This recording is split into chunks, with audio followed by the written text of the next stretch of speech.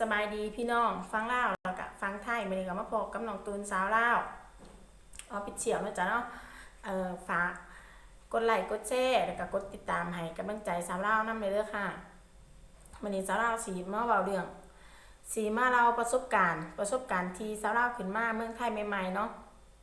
ประสบการณ์ไปเที่ยววิกซี่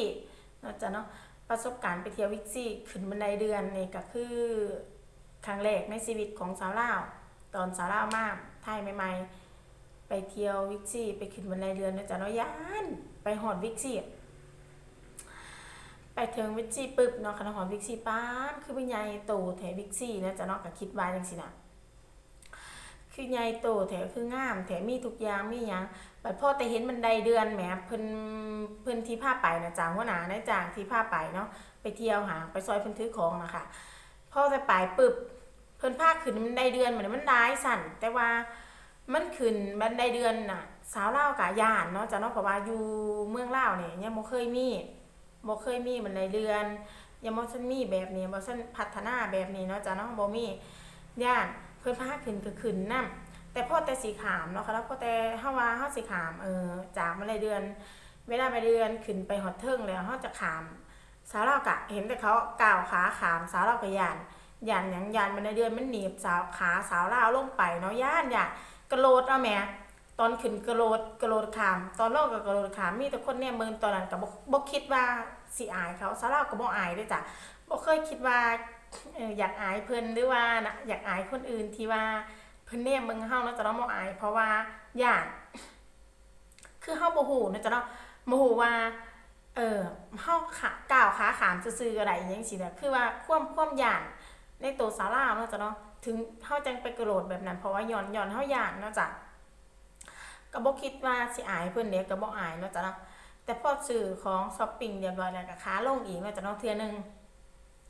ทีนี้ก็เป็นขาลงก็กระโดดคือเก่าขาลงเนาะจ้ะทีนี้ก็เลยหัวหน้าก็เลยไปฮอดบ้าน